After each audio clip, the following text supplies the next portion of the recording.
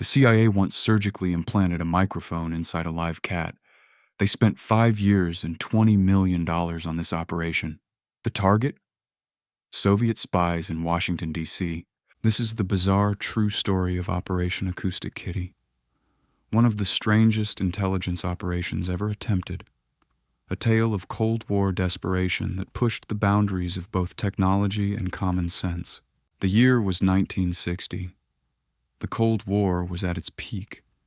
Soviet agents operated freely in Washington, meeting in parks and cafes. American intelligence agencies were desperate for new ways to eavesdrop. Traditional surveillance methods weren't working. Bugs were easily detected. Human agents were compromised. The Soviets were always one step ahead. Then someone at CIA headquarters had a wild idea. What if they could use an animal as a living, breathing recording device? Something so innocent, so ordinary, that no one would suspect. They settled on cats. Cats were perfect. They wandered freely through cities. People ignored them. And most importantly, they could get close to targets without raising suspicion. The project launched in 1961 under the CIA's Science and Technology Directorate. Codename, Acoustic Kitty. Budget, $5 million initially. That would balloon to $20 million by the end. The first phase involved finding the right cat.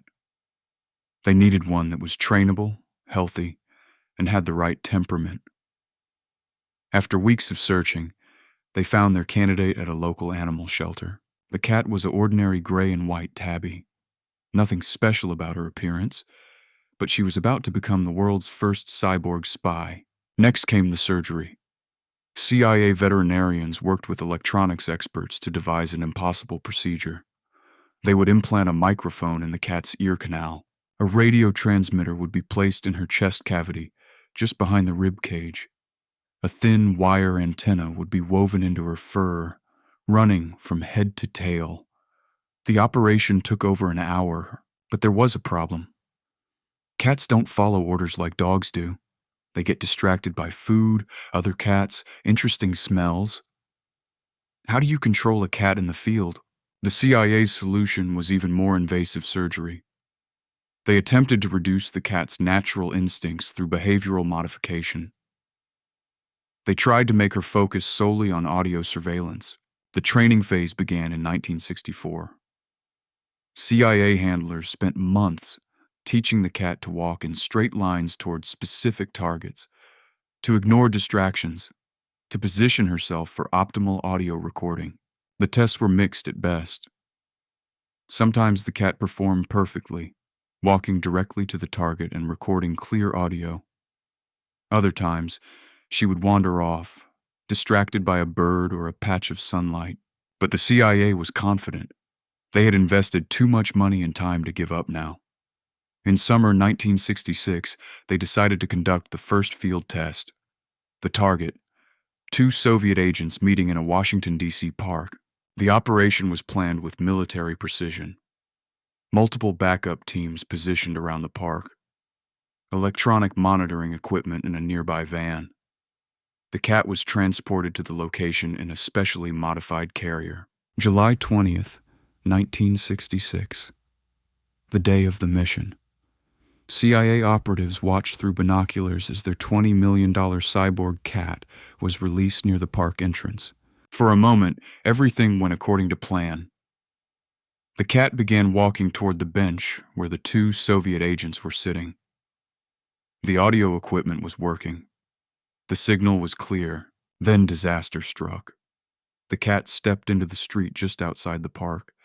A taxi was coming down the road, not speeding, just normal city traffic. The cat never saw it coming. She was struck and killed instantly. 5 years of research, $20 million, hundreds of hours of surgery and training, over in less than 10 minutes. The CIA team scrambled to recover the cat's body before anyone could discover the sophisticated electronics hidden inside. They managed to retrieve her, but the operation was a complete failure. Victor Marchetti, a former CIA officer, later revealed details about Acoustic Kitty in his memoir. According to Marchetti, The project was immediately canceled after the disastrous field test. The CIA officially denied the program existed for decades. It wasn't until 2001 that they acknowledged Operation Acoustic Kitty in partially declassified documents released under the Freedom of Information Act. The documents revealed that the CIA had actually attempted several similar animal surveillance programs. They experimented with birds, dolphins, and even insects as potential biological spying devices.